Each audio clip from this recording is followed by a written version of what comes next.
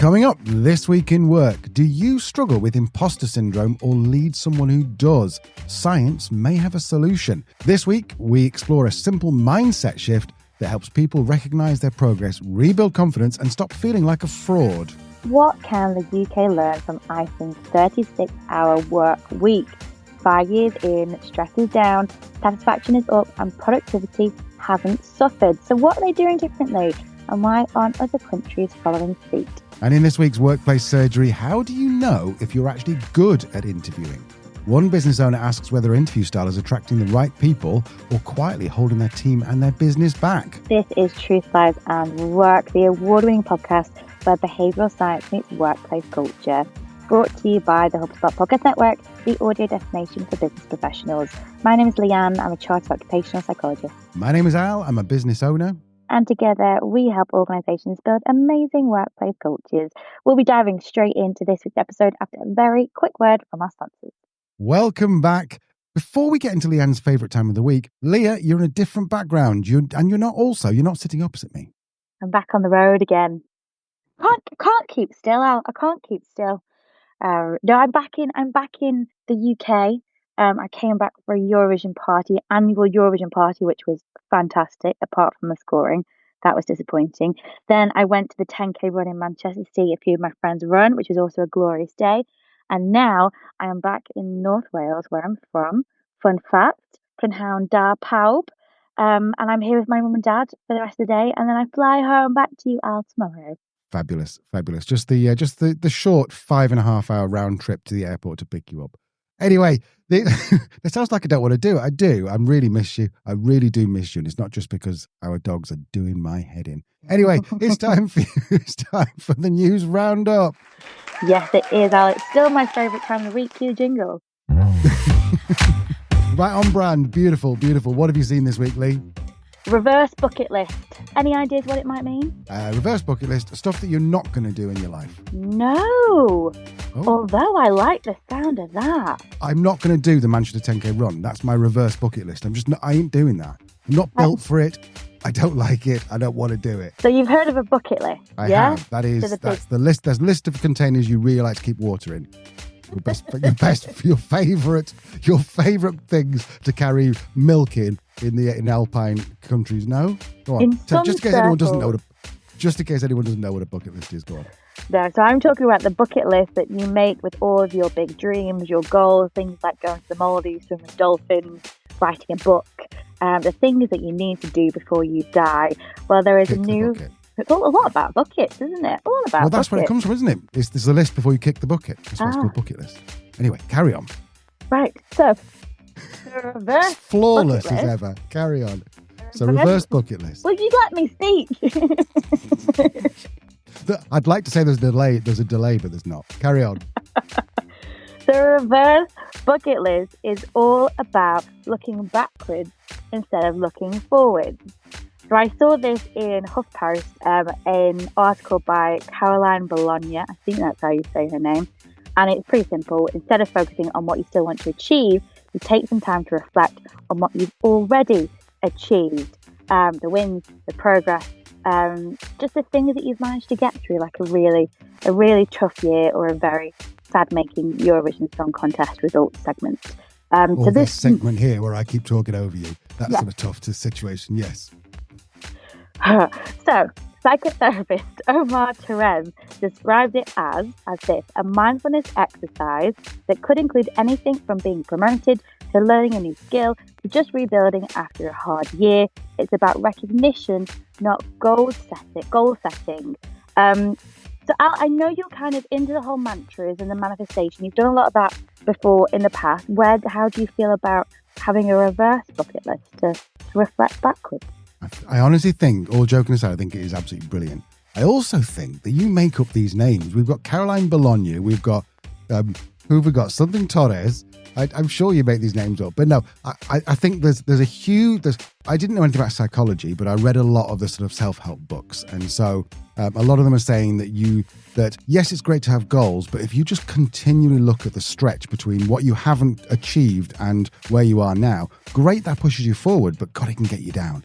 And as someone who has been bankrupt with about £5.50 in their bank account, to where we are today, I know that is such an important thing to do, because even when I was bankrupt, I look back and go, look what I did. I was really pleased. And that was some of my biggest moments, I think, of bankruptcy, is I could have looked at it and gone, well, I did have a business and I did have 2 houses, and now they both got repossessed, and now I'm on the bones of my arse. But instead of doing that, I was like, look what I did. I bought a house at like 24. I bought another house at 27. I built a business. All right, didn't work, but I built a business, 20 people, 20 grand a week.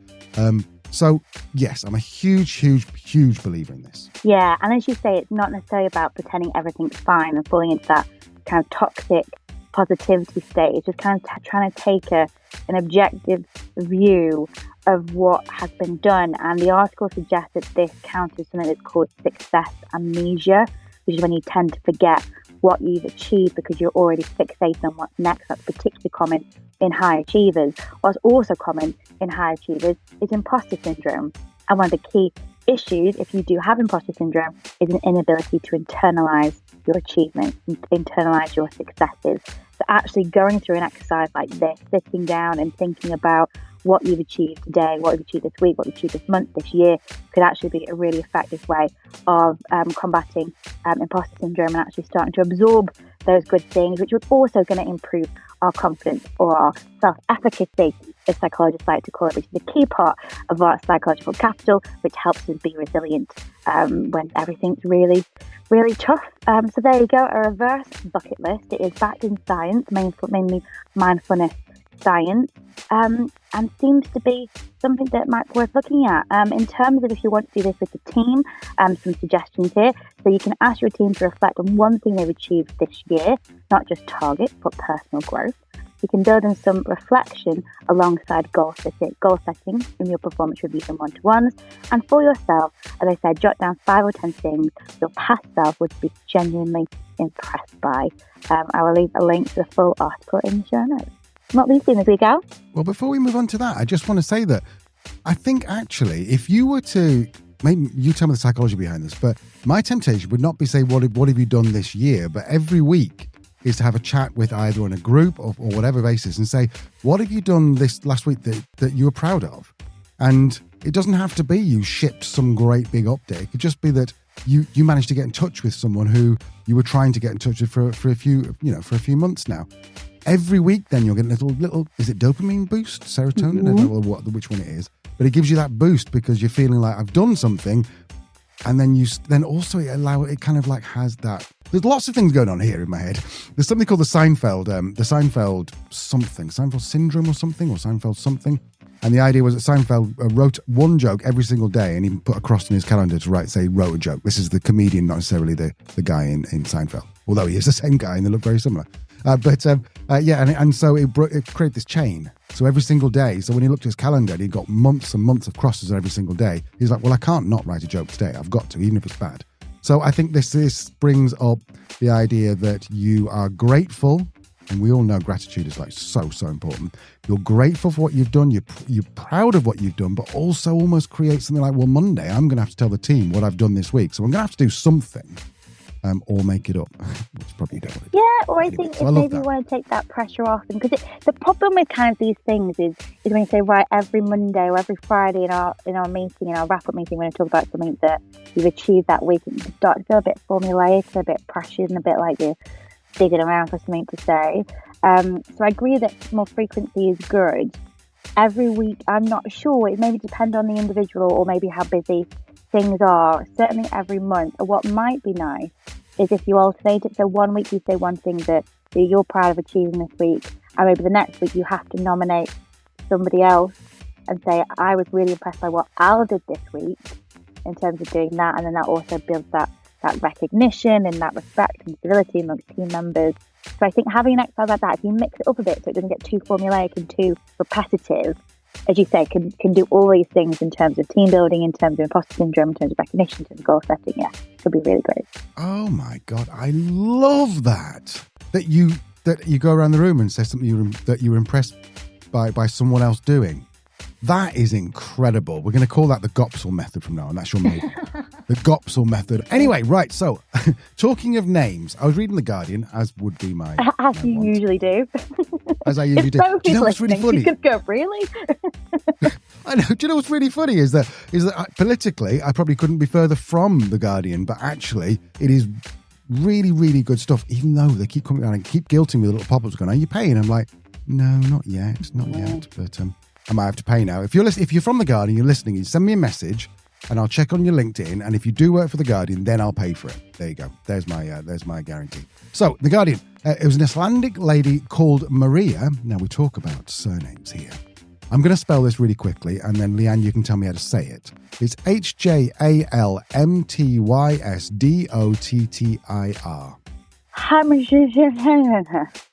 Nearly. It's Hjalmtystr. It's not really. I just made it up. Sorry. If you are Maria, if you're listening. No, I just had to go. So anyway, so she's Icelandic. She's been living and working the 4-hour working week for 6 years. But the question is it actually working? Now, this is a longitudinal study, Leanne. You love a bit of longitudinal studies, don't you? Love it. Back in 2019, Iceland officially reduced the standard work week from 40 to 36 hours, which affected nearly 90% of the working population. Just to give you a bit of an idea, we've had some brilliant people from the Working Time Directive on. Both people, actually. I think Grace and Joe were both on as guests previously. They've been doing a trial in Ireland and also in the UK, but it's like a tiny percentage, probably like 0.9% of the workforce. This is 90%. 9 out of 10 jobs were cut to 4 days. The change followed the successful trials that involved about 1% of the Iceland's workforce, which again is maybe good news for the UK. I don't know.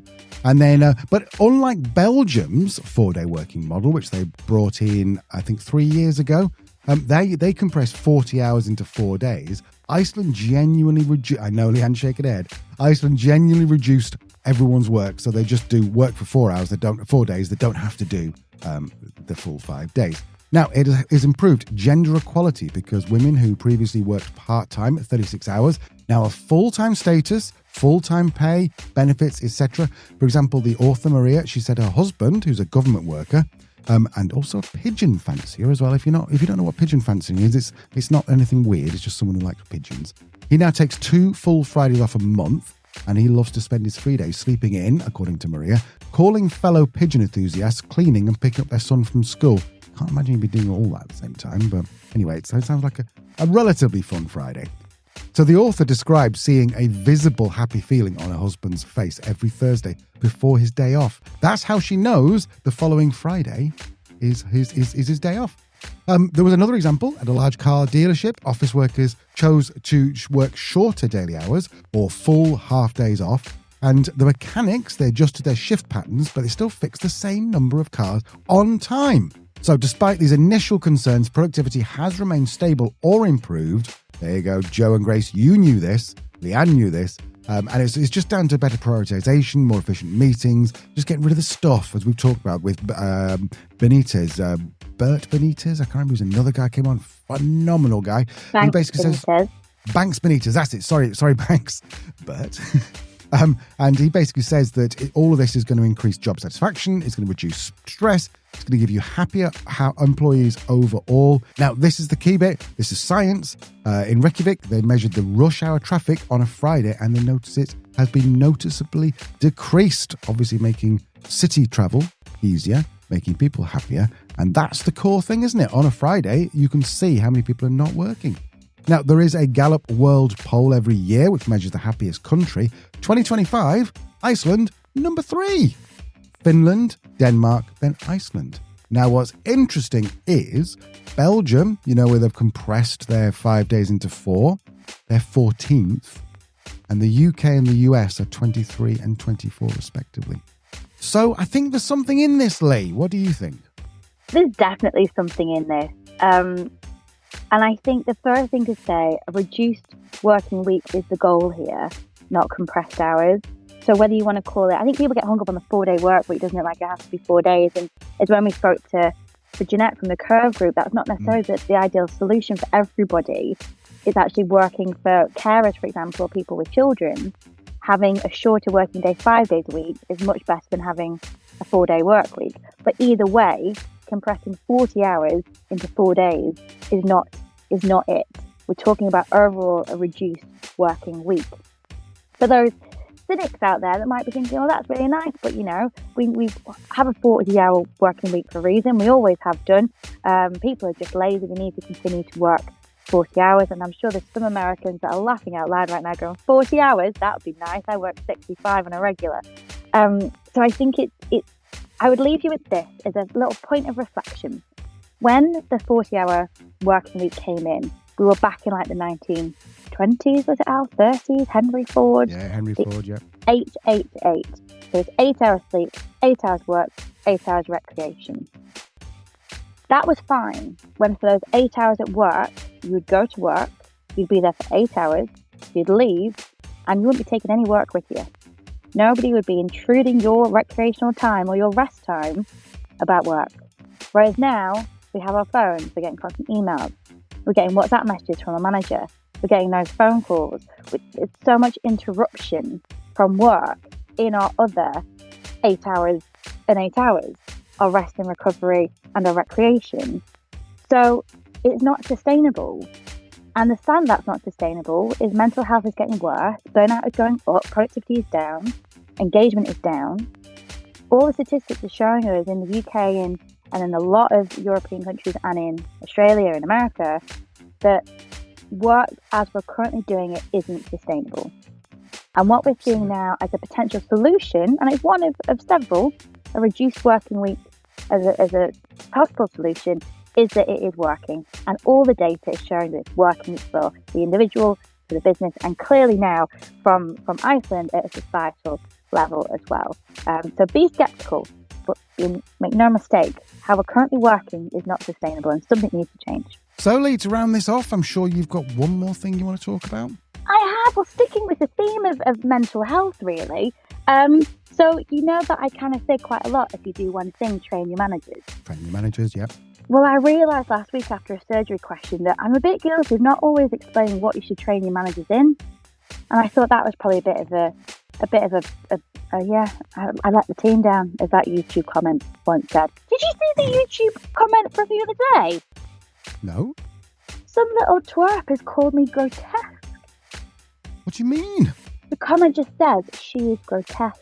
To be fair, I was talking about touching grass, so maybe they meant the subject matter.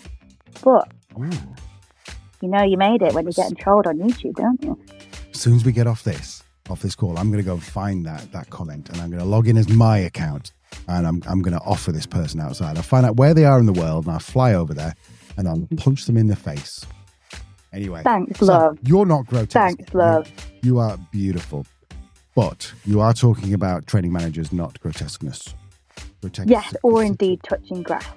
So there is a new study that has been published in the Journal of Occupational and Organizational Psychology, the JOOP, as we like to call it in the psychology world. That's not true. I've totally just made that up, but I'd like to make it a thing. The JOOP. I love it. It's basically looked at mental health, at managers, and how training could make a difference. So the researchers studied over 7,000 UK businesses over 3 years. What's that, Al? That's a longitudinal study. That's a longitudinal study with a large sample size. We like those two things very, very much. And here's what they found. Companies that train their line managers in mental health are less likely to see presenteeism in their teams. So just to explain very quickly what presenteeism is, it's basically when somebody shows up for work where they're not well enough to be there, but we're not really talking about necessarily having a bit of a cold. It's people that are really not functioning properly, whether that be physically or psychologically. They are not capable of working, but they are showing up to work. Now, some people might go, well, that's good because they're really engaged with their job or they're being very loyal to their employer.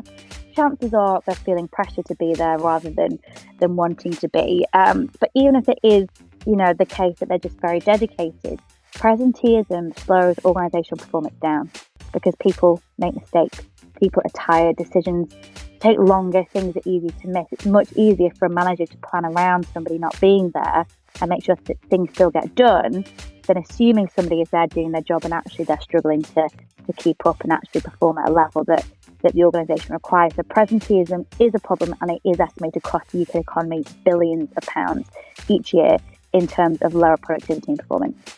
So anyway, that's presenteeism. So what this study found was that when managers are trained to support mental health, staff are less likely to push through when they shouldn't. The companies were also more likely to be doing other things as well, like encouraging early conversations, promoting boundaries, and doing regular check-ins. The researchers though also did find something else that was interesting and a little bit frustrating from a psychology perspective.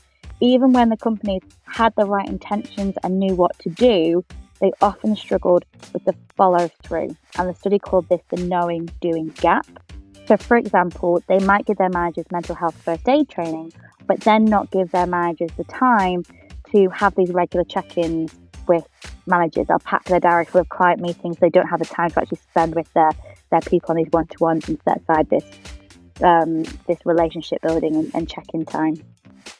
Ways that you could close the gap, according to researchers, it's not just about having a policy or that one training session. It's about building in that ongoing support, giving managers the time and resources they need to act on what they've learned, and making sure that mental health stays on the agenda, not just a part of an awareness week. So a really interesting and strong piece of research. It really pinpoints actually an area of training that we can give managers, and it will have a very positive impact across the workforce, as long as it is backed by action and supported in an ongoing way through all the systems and processes. What do we think?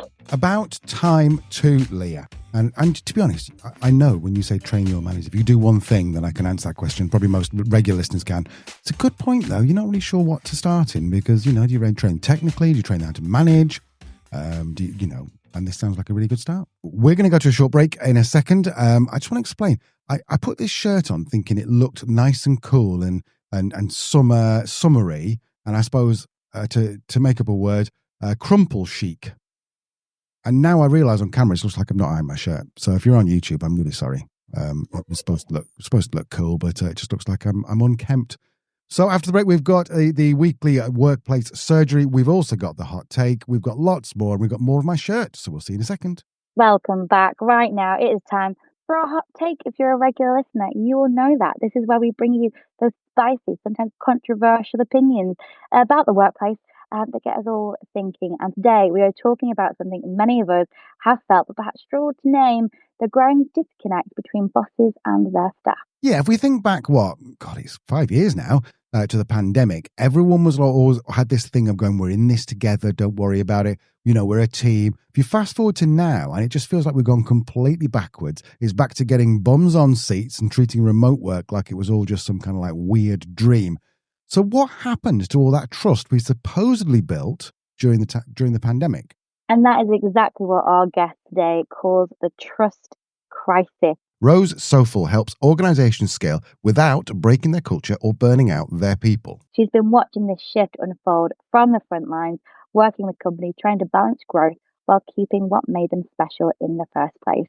And she's got some thoughts on how behavioural science might actually offer us a way forward. So my name's Rose Sofel. I am a talent and culture consultant, and I'm a coach. I help organizations grow and scale without breaking what makes them great, which is usually their people and their culture. A lot of time as organizations grow, they find that they kind of lose that original culture or their core values that they kind of founded their organization with. So I help leaders kind of steer their organization in a growth trajectory without losing kind of that culture that made them fantastic in the first place. Tell us, there's something you want to get off your chest. What is your hot take, Rose? So my hot take is that we are in a trust crisis at the moment between employees and employers, but I believe that behavioural science might be the answer. Tell us more. First of all, explain what you mean by a trust crisis. So in 2022, when I decided to go back into education, so I didn't go to uni straight out of school. I did my CIPD as kind of professional development, and I decided to do a master's in organizational psychology. So when I made this decision, we were in a really interesting place from a people and culture perspective. We were really focusing on putting employee well-being first. People were having much better work-life balances. People were approaching work differently. We were no longer in that kind of contract in exchange for services. We were really focusing on what works well for individuals, how people work well. And that was one of the best things to come out of COVID. I think that maybe years, maybe even decades worth of progress was made over the course of just a few months, where organizations had to adapt in order to deliver. And we know now from looking at the research post COVID that the productivity wasn't actually impacted. So that was amazing. But that has meant that now we're in a bit of a trust crisis, because fast forward to 2024, when I actually started my master's, we're in a completely different landscape. We are seeing a mandated return to office. We are seeing diversity and inclusion policies being scrapped. We are seeing disengagement across the board at organizational level. Burnout is the highest it's ever been.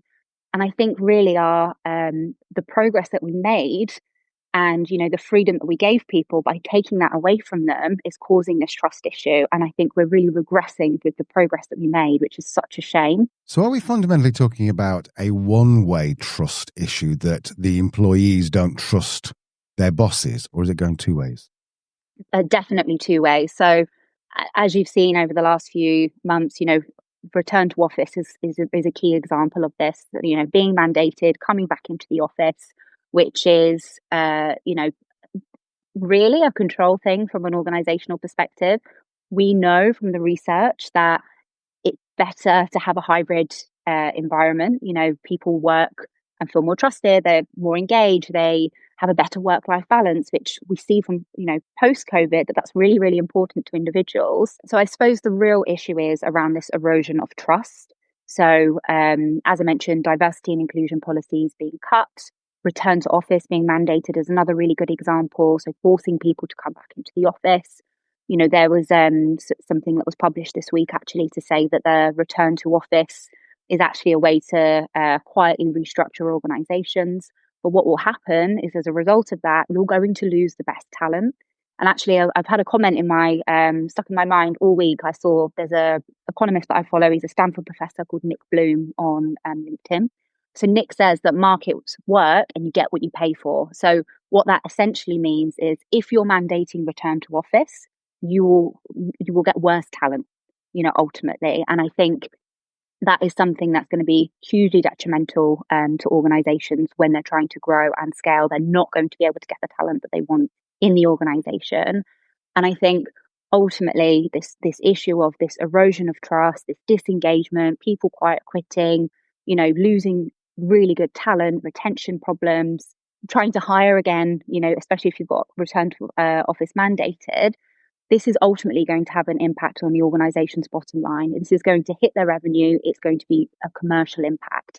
So it's not just a HR issue, it's a commercial and strategic issue that needs to be really, really looked at. You started off this by saying that there is a fundamental trust issue and that behavioral science can fix it. What is behavioral science and why is it going to fix it?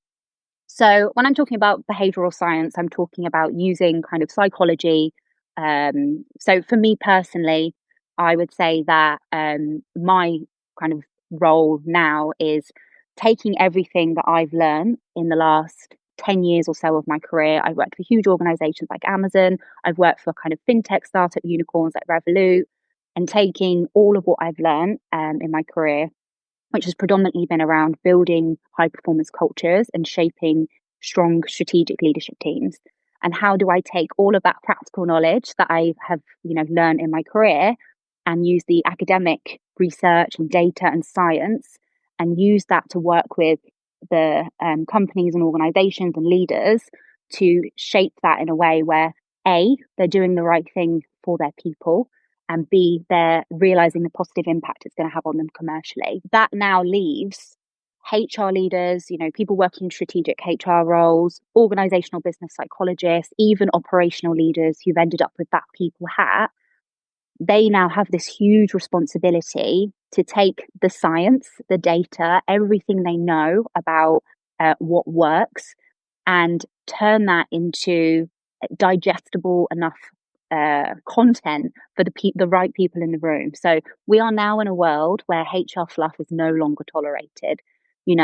We are in a place where you have to make sure that when you're articulating these people strategies, these human first policies, all this incredible work that we did over COVID that we don't want to lose, that you're making it digestible enough and understandable enough for the people in the room who make the decisions, that it links directly with the organizational growth plans and their business goals. And that's really important. You've worked with some big companies like Amazon, some startups like Revolut. What are you seeing that's working in those companies? And does it differ if they're a large company or a small company? I think there are some basic principles that can be across large organizations and smaller organizations. And the biggest thing is communication. Like, I know that sounds really simple, but it's not always as simple as it sounds. So letting people know what the organizational goals are, and really clearly, letting people know where you are against the progress of that goals, and if there are any changes that need to come up, just by being as transparent and as honest and open with the communication as possible. Obviously, there's some information you can't share across businesses, but it's when you start to see things happening and no one's saying anything about it, people are being exited, it all feels a bit cloak and dagger. That's when people start to feel that discomfort and that threat, and then that can really impact trust. Whereas if you're open and honest as an organization, then that's something really, really easy to fix. So, I mean, easy, but not easy. You've got to be consistent with it as well. Another thing, and Revolut do this beautifully, is they have that great hybrid work setup. So you can work anywhere in the world. You can work in their office. They've got a beautiful office in Canary Wharf. You can go in 5 days a week, go in 1 day a week. They're really, really focusing on you choose a working pattern that works best for you. And I think that really does get the most out of people when you allow them that flexibility and that freedom. Some people love being in the office 5 days a week. Other people like to go in, hybrid. Other people are just remote only. And that's, up to them, however they work best. And it's really about understanding your people. This is a real opportunity to build something that is better, smarter, and sustainable, all while being profitable. So the organizations that continue to care about these things will be the organizations that get the best talent. These will be the organizations that are connecting the science with the data into their strategies. They'll end up having happier, more engaged people. And as I mentioned, they'll have that kind of more impact on their bottom line. They'll be more profitable, and it's just better all around for everyone. And you know what makes me, I guess, chuckle in sadness? Do you know what I mean when I say like I'd cry, but I can't, got no more tears, so I'm going to laugh instead. Is that we've so quickly just undone all the great work we did during the pandemic, all the progress that we made, and that the research clearly supports. Productivity didn't suffer during remote work, yet companies are now rushing back to push people back into the office, these old, archaic models of control. Let's be honest about it. And as I said, there's lots of evidence that when you give your people autonomy, when you give them that flexibility, then the worst thing you can do at that point is take it away. It's going to be worse than if you never gave it to them in the first place. Yeah, and Nick Bloom, who was mentioned, got a name check in the hot take. Nick, if you're listening, we need to get you on the pod. Everyone talks about it. Call us. Anyway, Nick Bloom, he talks about markets work and you get what you pay for. If you're demanding people to commute the extra 2 hours daily just to sit in your office, you're essentially just paying them less per hour of your time because they're doing a 10-hour day, not an 8-hour day. The smart companies are the ones who are using this as a competitive advantage. They're the ones who are snatching up great talent by saying, you don't have to come to the office. You can work from anywhere. You work from Bali. You work from your bath. Maybe, but you need to be careful with electricals. It could be a terrible accident. Good point. I think as well, the psychological contract here as well that's so important has been broken, and we discussed this last week. A psychological contract is really just the expectations and promises we have with our employer, and once it is broken, then engagement is going to go down, and performance is going to go down, and commitment is going to go down, and the companies that are treating flexible work as what I heard called a pandemic perk, which actually makes me feel a little bit nauseous, rather than just should be. I know, it's not a perk. It should be a fundamental shift in the way we work. And, as we heard before in the news roundup, the system is broken and we're all paying for it, and organizations are paying for it in terms of turnover and recruitment struggles and the skills gaps we're seeing. It's broken now. It's broken. Lee, really quickly, Rose was talking about behavioral science and how that could be the answer. Now, you two are obviously these big fancy psychologists and scientists, so you know exactly what that means. But can you just sort of tell us normals just what we can use behavioral science for and how we can use to rebuild our trust? at work? It's a simple case of understanding human motivation, how the decisions we make impacts human motivation and behavior. Um, it's everything that pushes away from gut to what actually works in practice, and how we can look at that and how we can measure that and how we can use it to predict what will happen. We've got decades of research that shows us that trust and openness and relationships and autonomy and purpose are the things that make us feel like we are engaging in meaningful work and purpose led work. And that is what makes us feel great about ourselves. It builds our own confidence, it builds our own resilience, our well being. It means that we want to perform, it means we want to stay in an organization, do amazing things for them. It's everything that is so overlooked. And what's funny, is that I have so many conversations with people that I just meet out and about, and they ask me what I do. And there is an intuitive psychologist, an intuitive organizational psychologist in every single one of these people. Because they'll say something to me like, I used to love my job, but then I got a new manager and they didn't give me as much control over my work, and they're always on my back. And you hear so many anecdotal stories, and that all comes down to behavioral science, because that psycho contract's been broken, or you've been treated in a way that doesn't make you think great about yourself or feel great about your work, and that impacts how you behave and show up to the workplace. So really, it's a simple thing that behavioral science is about the science of behavior, and to understand that in the workforce is one of the great things we can do to improve organizational life and organizational performance. I smell a part 2 from Rose. All the links are, as always, in the show notes, and go follow Rose on LinkedIn.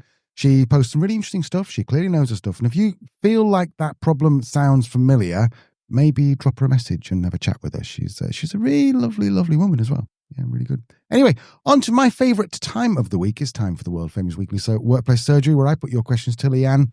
Leanne is an occupational psychologist. Some people call it business psychology, some people call it industrial psychology. Basically, she's an expert in workplace culture. I've got 3 questions to put to her today. Lee, question number 1. Do anonymous surveys actually work? I run a small SaaS startup, and I'm thinking of introducing employee surveys to get a sense of how the team is really feeling. I've read that to get honest feedback, you need to keep it anonymous, offer a small incentive, and explain why you're asking. But I'm still not sure how useful these actually are. Do surveys really work? Do they give you a good insight? And is anonymity the only way to get people to be honest? I've written down here, especially if you're asking about leadership and how the company's run. Oh, great question. Lee, I'm just going to put the £3 in you like a jukebox and press play. Go. What a great question. And this is right up my street, Al. Like you said, you put 50p in me, and now I'm going to go. Are employee surveys a good way of gaining feedback? Yes, but they're not the only way of gaining feedback. And as you rightly pointed out, the massive plus about doing an employee survey, an employee engagement survey, is if you offer confidentiality, you make sure it's anonymous. Now, in my world, I believe the best way to do that is to have that run by a third party who will basically be that wall that you will never see any of the raw data. So even if you wanted to as an employer, there's no way that you can see this raw data or the comments or identify who said what. The problem is when an organization runs this internally, even with the most well-meaning of HR practitioners or managers, there is a human tendency to just want to know who said what, especially if it's something negative. Like I went off on one when somebody off of YouTube called me grotesque. I'm not so bothered, but you want to get defensive and your back gets up and you want to know who said it and who they are. So my advice would be, if you're going to run a survey, use a consultant, use a third party, somebody like myself, who will be able to provide that reassurance and gatekeeping. The point that I always make as well to the teams that I work with in terms of surveys that I do, confidentiality is a key pillar of the ethical code of conduct that I'm governed by the British Psychological Society. If I breach that, and an employee that I've run a survey with feels that I've breached that, they can contact the BPS, put in a formal complaint, and there's a very good chance that I'd get struck off and I can never practice again. So for me, maintaining confidentiality is utmost important for myself, as well as creating this psychological safety that people need to be honest in terms of giving that feedback. So if you're going to use a survey, my advice would be to use a third party. In terms of incentives to fill it in, I don't know of any psychologists who would recommend that. because it doesn't necessarily mean that you're going to get the best data. You just want people to be honest. And you almost want to give them the reason that they want to fill that in for themselves, in that if I know what's happening, I can do something about it. We can look at ways to make this environment better. And that after that first survey, make sure that you do something with those results. Because if you don't, you'll do more damage than if you'd never done anything in the first place. People will never trust the survey going forward. So kind of the first time you do this, it has to be so well thought out and well intentioned and well structured. Otherwise, it'll undermine any kind of insights you try and gather again. Are there other ways of doing it? Of course, you can have use and view sessions, listening events, ask for feedback. Of course, it's going to be tricky sometimes in terms of people feeling comfortable to do that. That immediate defensive reaction that you might have can be really tricky to manage. And then, of course, we have the problem with some people just feel more comfortable speaking up in a group, others less so. You could do the old kind of comment box forms digitally and all that kind of stuff. But I think insights is a really good way to do. My advice would be to do it properly from day one. And if you want to have a conversation about that, free, no pressure to work with me just to go through it. A link to booking a meeting with me is in the show notes. Fabulous. Yes, I think the temptation is, particularly if you're in like a tech or a marketing business, is to go and find like an app that will do it for you. So something like HiBob or something. Don't do that. Don't do that. Because the fancier the dashboard on the app is, the more likely it's just hiding the fact that it's got no scientific basis whatsoever on it.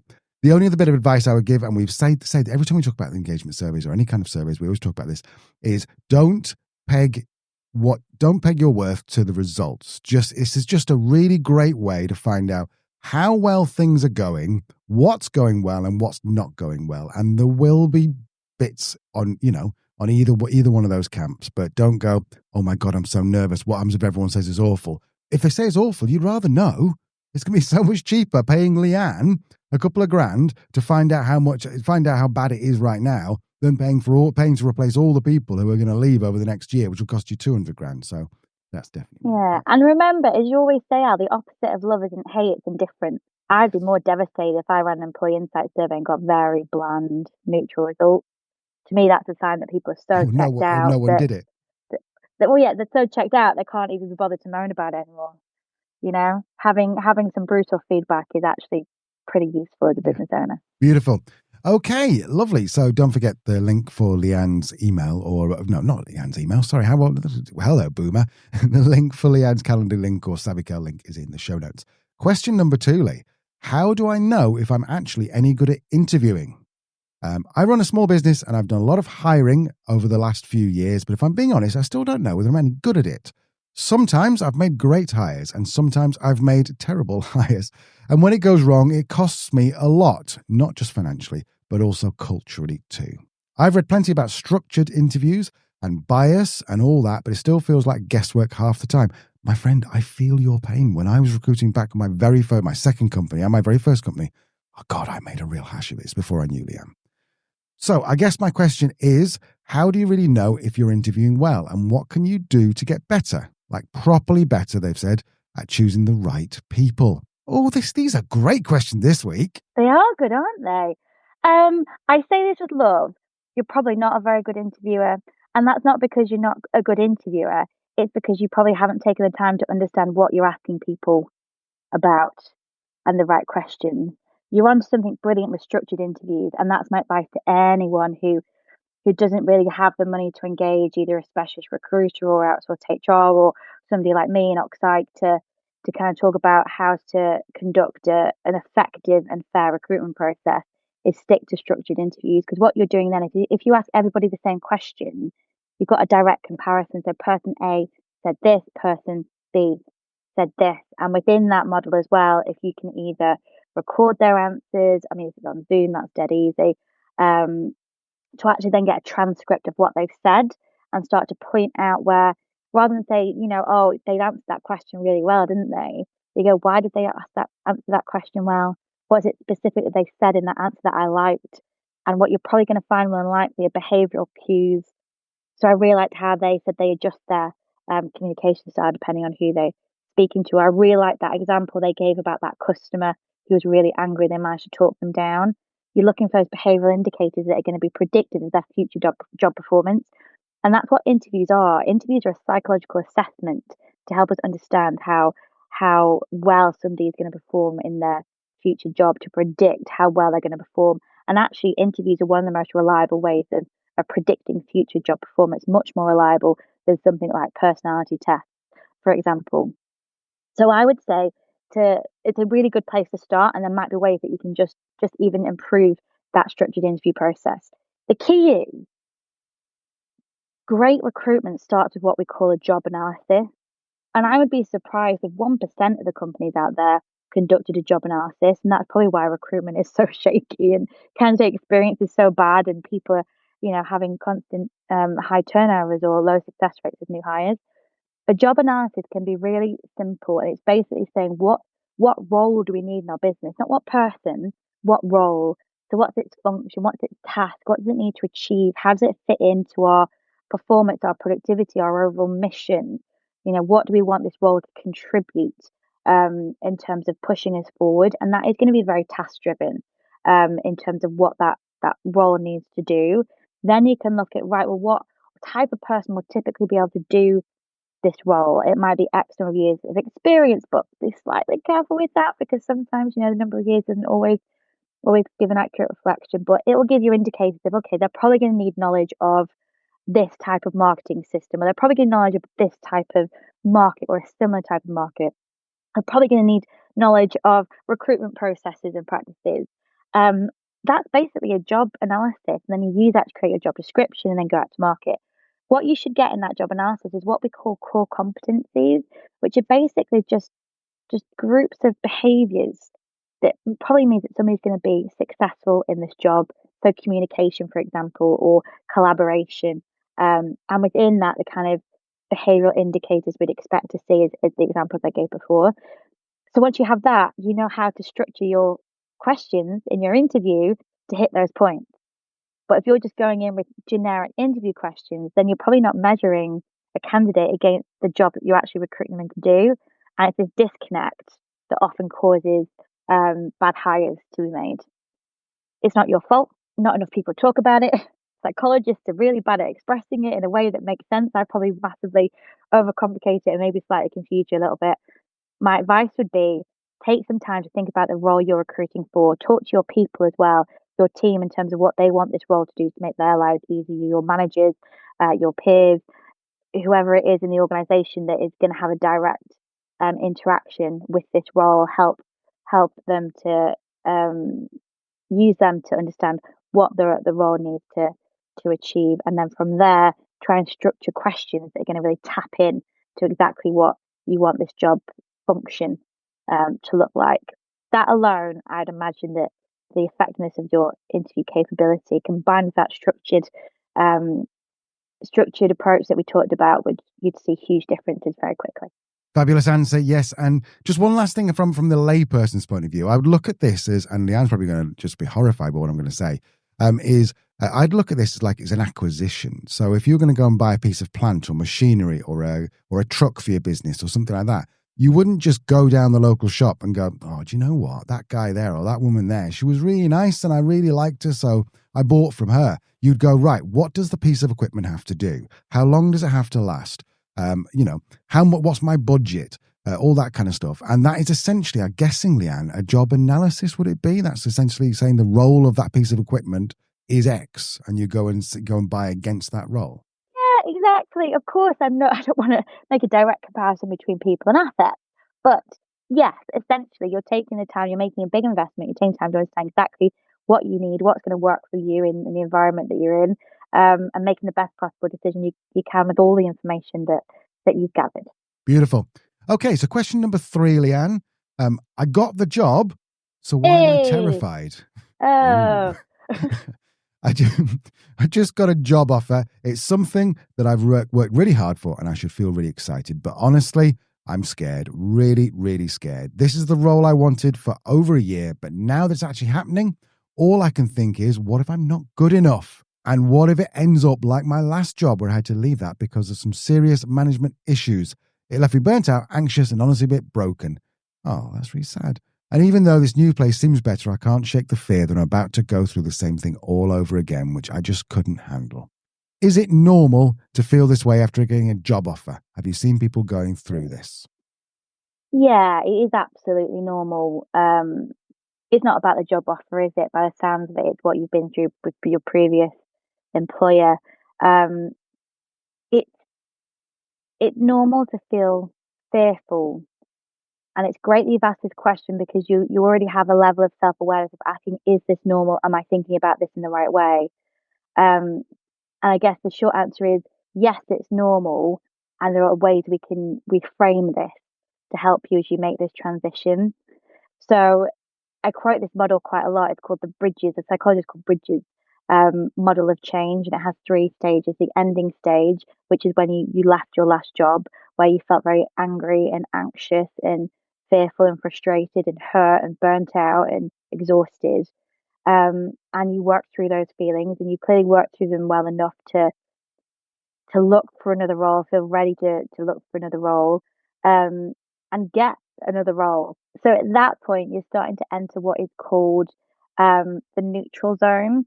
So you've ended the part of your life that you wanted to end. You're getting to the point where you're about to start the new beginning, which is the third stage. But we're in this neutral zone, and it is a time of fear, but it's also a lot of time of hope and excitement and creativity and possibility. And it's leaning into those emotions. And you can hold these two emotions simultaneously. You can be excited and scared, you know, you can be excited and apprehensive. You can be, starting to really think about big ideas and also be fearful of those being taken away from you in your new job. The two things can coexist. It's where you choose to invest your energy. And the key to a successful transition in this neutral stage is starting to concentrate your energy on the things that are going to move you forward into these new beginnings. With that, it's worth reflecting on some of the thoughts you're having that you've expressed in that question there. You know, you said what did it say? Something like, what if this turns out exactly the same as it did previously? That's a thinking area that we call catastrophizing, where everything's going to be awful because it was awful previously. Well, there's nothing to say that anything from that situation is going to carry over because it's a whole new situation. The only thing that is that mindset you're bringing to it. The second one, in terms of, what if it fails again? What if I break down? What if I'm not good enough? That's imposter syndrome, which is what we talked about before. We've talked about a really great exercise you could do in terms of that reverse bucket list to help you internalize these achievements and start to settle down the fear that you've got. Day one in that job, you're going to be nervous, you're going to be fearful. And it's going to take you a couple of weeks to figure out exactly how this organization works. Go in with hope, go in with an open mind, go in with a positive mindset, because we can also self-sabotage. That is a very common thing for us to do, and we start to see the red flags because we want to see them. It's that self-determination, self-determined prophecy. So be mindful of that. So I think, in short, it's totally normal. Understand exactly where you are in terms of this transition. This is a neutral stage where things are going to feel scary and exciting at the same time, and that's okay. And maybe just go back through your question every time that you've said something around, what if it all goes wrong again? What if I'm not good enough? Write down that statement that you've made and just try and come up with counter arguments. It might not be that way, then, because it's an entirely new company. It might not be that way because I've had meetings with the managers and they seemed really nice. It might not be that way because company has really great benefits in place for mental health. Do the reverse bucket list exercise in terms of that. When you write down that statement, what if I'm not good enough? Reflecting all the achievements you've had before. It sounds over-laboured and it sounds a bit corny at times, but actually doing this level of reflection is what's really important to move us through successfully that ending stage to that new beginning, that really exciting, we're on our way, this is the next chapter. And if you do that work, you'll start to call out those thinking errors as you experience them. You'll start to feel much more positive, much more confident going into this new role, and ultimately you'll have a much better chance. Yeah, great advice. I think there's just one last thing I'd add to that is that it's people who've never been in a bad, romantic relationship, when they do get into one, they're like, oh my God, this is the end of the world. Whereas most of us have had a relationship which hasn't been brilliant. So we're not, we're like, okay, we're going to the next one with a little bit of trepidation rather than throwing ourselves, headfirst into it.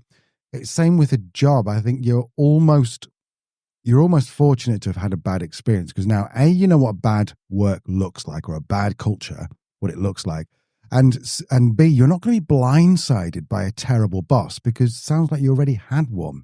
Whereas there's a lot of people who, who maybe work, particularly if they work somewhere for like 30 years and they leave and go and work somewhere else and go, oh my God, this person's terrible. Actually, they just might have had a really, really good boss in the last place. So I feel like, yeah, that's the positive you can take out of it, but definitely do the exercise that Leanne said. Thank you so much, Lee. That is fantastic. That is all for now. Join us next Tuesday for another edition of This Week in Work.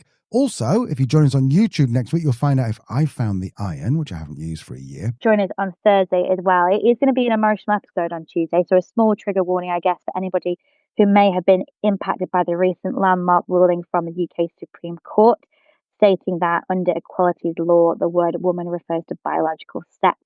It is a legal decision, and it is having far-reaching implications for how sex-based rights are being interpreted across the UK, and that's not just for the trans community, the LGBT plus community. That's also very much within cis women's community as well. So join us. We will look into how organisations can navigate inclusion, identity, and the law in practice. We will be talking with Sophie Wood. She is a transgender educator and trainer in LGBTQ plus awareness and mental health first aid. Sophie is here to walk us through what the ruling actually means, how it's being received in the community, and what employers can do better to support everyone in their workplace, not just in policy, but in day-to-day practice. Yeah, absolutely. We're going to ask all the questions that you're too afraid to ask. We'll be brutally honest about the time we've messed up in this area. Things like cis man, cis woman. I had no idea. I thought it was like a weird derogatory term, but I've learned what that means now. So if you're a leader who wants to build a culture of genuine inclusion, you are going to learn so much from Thursday's episode. There's going to be a tough conversation, but I think it's a necessary conversation. Yeah, absolutely. So we will be back on Thursday with a fantastic Sophie Wood. Do have a look at the show notes. We've all the links to everything we've talked about, to our hot take guest as well. Rory, thank you so much. Come over and chat on LinkedIn. Come and find us on YouTube if you want to troll me or defend me, whichever you choose. And we will see you next Thursday for an interview with the fabulous Sophie Wood. And Leanne's back in the studio next Thursday, which is going to be in 2 days' time. So yeah, very excited about that. Right, we'll see you all guys soon. Bye.